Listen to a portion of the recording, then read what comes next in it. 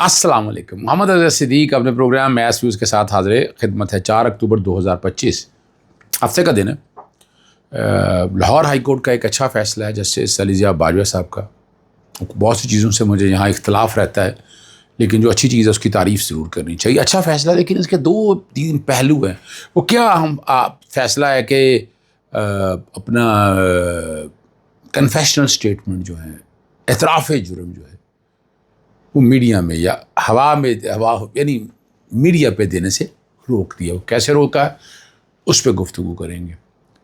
اپنے جو مطالبات ہیں اور وہ منوائے کس طرح جاتے ہیں اور کس طرح منوائے گئے، یہ آپ کے سامنے مثال آ گئی ہے کہ 25 کروڑ عوام کہاں کھڑی ہے اور 50 لاکھ لوگ کہاں کھڑے ہیں. اور جس طرح سے وہ سڑکوں پہ نکلے، یہ ایک تاریخ ساز بات ہے. بہت سے لوگوں کو اختلاف ہوگا. اس میں دوسرا نقطہ نظر بھی ہے، وہ بھی بات کریں گے. اور ججز ٹرانسفر کیس میں فیصلے نے حالات و واقعات اڑا کے رکھ دی. جی بالکل. مجھے سب سے پہلے ڈسکس کرتے ہیں جسٹس علی ضیاء باجوہ صاحب کا فیصلہ جو ریسنٹ دیا انہوں نے، اور وہ فیصلہ بڑا زبردست ہے. میں تعریف کر رہا ہوں اس فیصلے کی فار نمبر آف ریزنز. بہت سی وجوہات کی بنیاد پر میں کر رہا ہوں. بنیادی طور پر 11 صفحات پر مشتمل جو ہے نا یہ فیصلہ جو ہے انہوں نے تحریر کیا ہے جسٹس علی ضیاء باجوہ صاحب نے، اور زیر حراست ملزموں پہ مکمل انٹرویو پر پابندی لگا دی ہے. اور قانون نافذ کرنے والے ادارے سارے، جیسے بشمول پولیس ہے، FIA ہے، ایکسائز ہے، کہ نا ملزم کا اعترافی بیان جو ہے نا وہ میڈیا کو جاری نہ کرے. قانونی گرفتاری کے باوجود کسی ملزم کو بنیادی حق سے یا حقوق سے محروم نہیں کیا جا سکتا. آرٹیکل 9 اور 14 کی بات کو سامنے رکھا تھا. کیا انہوں نے زبردستی یا میڈیا کے ذریعے اعتراف جرم انصاف نہیں بلکہ نا انصافی ہے. یہ بات بڑی وضاحت کے ساتھ اس فیصلے کے اندر کہی گئی ہے. اور انہوں نے کہا کسی طرح سے بھی اجازت نہیں دیا جو اہم نکات اٹھائے گئے ہیں اس کے اندر. اور جو کہا ہے کہ مکمل پابندی لگا دی ہے. خلاف ورزی کی صورت میں تحقیقات کرنے والے ادارے کو سربراہ کو ذمہ دار ٹھہرایا جائے گا. اور بات بڑی واضح ہے، غیر قانونی قرار دے دیا. اور ایسے بیانات انصاف کے نفی اور شخصی وقار کے منافی، آرٹیکل 14 کی وائلیشن کی بات ہو رہی ہے. اور میڈیا کی غیر ضروری مداخلت پر تنقید. انہوں نے بڑا آنا جانا کرنا، رپورٹنگ کرنا، شخصی وقار، ناقابل تنسیق جو تھانے کے دروازے پر ختم نہیں ہو جاتا. ویسے تو میں سچ بتاؤں جہاں اس فیصلے کا اپنے طور پر ریگولیٹری اداروں کے حوالے سے بات کی ہے، لیکن اس کا ایک نقصان بڑا ہونا ہے. یعنی ایک بہت ہی بہترین فیصلہ ہے. نقصان جو ہونا ہے کہ وہ آپ کے تفتیشی ادارے ہیں وہ شیئر ہو جانے. پہلے تو ہوتا تھا نا کہ یہ سارے معاملات کو جب آپ دیکھ کر چلتے تھے، جب یہ ساری باتیں سامنے آتی تھی، وہ آپ کو اندازہ ہو جاتا تھا کہ کیا ہونا ہے. یعنی اصولی طور پر جو سمجھنا ہے ان چیزوں کو، آپ کو اندازہ ہو جائے گا کہ حالات اور واقعات کیا ہیں. آپ کو اندازہ ہو جانا چاہیے کہ اصل کہانی کیا ہے. صرف اگر آپ اعترافی بیان کی حد تک بات ہوتے نا، اس کا فائدہ یہ ہونا ہے کہ ایکسیس ہی بند کر دینی ہے. کئی لوگوں کو پکڑ کے مار دیا، پار کر دیا، CCD نے پار کر دیا، ظلم اور زیادتی ہو رہی، ناجائز ہو رہا تھا. یعنی یہ تو پہلے ہی قانون نافذ کرنے والے ادارے تو شیر بنے بیٹھے ہیں سب یہاں پہ. یہ تو کسی کو سمجھ دے کچھ نہیں. یعنی ایک نیگیٹو پہلو جو ہونا اس کا یہ ہونا ہے کہ یعنی میڈیا جو ہے نا وہ کئی معاملات میں بہت اچھے کام کر رہا تھا. یعنی میں یہ کہوں کہ نہیں سارے کے سارے نیگیٹو ہے، بالکل ایسا نہیں ہے. بہت اچھے کام کر رہا تھا. اور یہ کئی جو ہے نا کئی جو ظلم اور زیادتیاں تھیں اس کو بے نقاب کرتا تھا. کئی کہانیاں آپ کے سامنے آئیں. یعنی یہاں تو پہلے ہی زبان بند ہے یار. یہاں تو پہلے ہی بات گفتگو نہیں کر سکتے ہیں آپ. تو اس حد تک جو ہے نا اعترافی بیان کی حد تک 100% میں اتفاق کرتا ہوں. بالکل نہیں ہونا چاہیے. یعنی یہ میڈیا اس کو حق ملنا چاہیے نا، ملزم کو بھی حق ملنا چاہیے. وہ عدالت میں جا کر بے گناہی اپنی ثابت کرے نا. یہاں پر آپ زبردستی اس سے بیٹھ کر کے سوال و جواب آپ کر کے اور پھر آپ نشر بھی کر دیتے ہیں.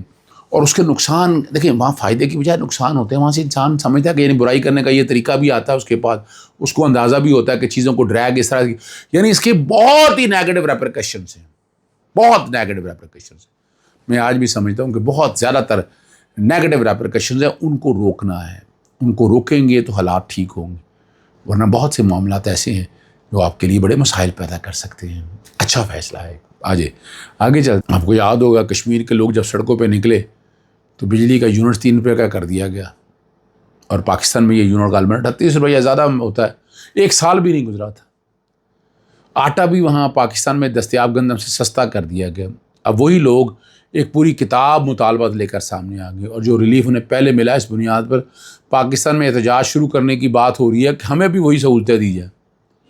اور کسی نے خوب کہا ہے کہ تاریخ میں یہ واقعہ ضرور درج ہوگا کہ مظفر آباد کی مدینہ مارکیٹ میں کتابوں کی دکان چلانے والا تاجر جو ہے شوکت نواز میر کشمیری نے 40 لاکھ آبادی والے کشمیر کی اسمبلی کے 53 اراکین کو گھٹنے ٹیکنے پر مجبور کر دیا اور مذاکرات کی میز پر لٹ. آپ نے وہ تصویر دیکھی ہوگی کہ یہاں فوج ظفر موج سیاسی جماعتیں سارے پاکستان کی یہاں بیٹھے ہیں اور 3 لوگ سامنے بیٹھے ہیں، اور سامنے وہ ایک تاجر بیٹھا ہوا ہے شوکت نواز میر. اور جو اتحاد کے دوران جو ہے نا کشمیری نے کہا تھا کہ ہماری آبادی صرف 50 لاکھ ہے اور ہم نے حکومت کو مشکل میں ڈال دی. اب اگر خیبر پختونخوا جس کی آبادی 4 کروڑ سے 10 لاکھ لوگ نکل آئیں تو عمران خان رہا ہو جانا چاہیے. اس دوران اسلام آباد کی پولیس کو بھی کشمیر بھیجا گیا، عوام کے اس دباؤ پر حکومت کو سنجیدہ مذاکرات پر مجبور کیا، اور مطالبہ کو تسلیم جانے کی جو راہ ہے نا وہ ہموار کی ہے. یہ ایک بہت بڑی بات ہے، یہ چھوٹی بات نہیں ہے. آپ یہاں آپ کو اندازہ ہو جائے گا کہ حالات کیا ہیں اور واقعات کیا ہیں. ہم اسے بہت اچھی چیزیں سمجھ رہے ہیں، اور میں اس کو ایک پازیٹیو سینس کے حوالے سے دیکھ رہا ہوں کہ جسے بہت بہتری کی طرف آ جائے گی. ایک گفتگو میں نے کرنی ہے غزہ کے حوالے سے، باقی تفصیلی گفتگو جتنی بھی ہم شام کے پروگرام میں کریں گے. اور تصویریں یہاں لگ گئی بہت زیادہ.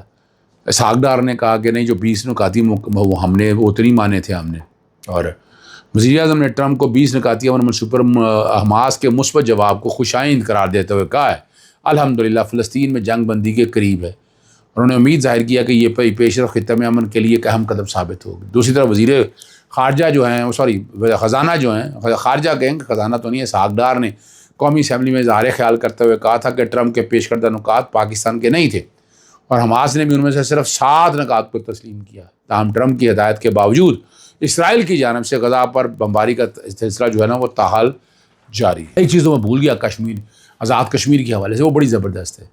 ایکشن کمیٹی اور حکومتی پاکستان کے درمیان طے بنے معاہدے میں یہ اہم بات شک بھی شامل ہے کہ ہر ضلع میں CT اسکین اور MRI مشین نصب کی جائے گی. یہ بڑی اچیومنٹ ہے. CT اسکین اور MRI مشین سے بڑا فرق پڑے گا. تحصیل سطح کے اسپتال میں آپریشن تھیٹر کے لیے فنڈز قائم کیے جائیں گے. جو لوگ ہر بار غیر ملکی سازش کا شور مچاتے تھے انہیں سوچنا چاہیے کہ اگر آج تک آزاد کشمیر کے عوام کو بنیادی صحت کی سہولیات میسر نہیں تھیں تو کیا یہ کسی بیرونی سازش کا نتیجہ تھے؟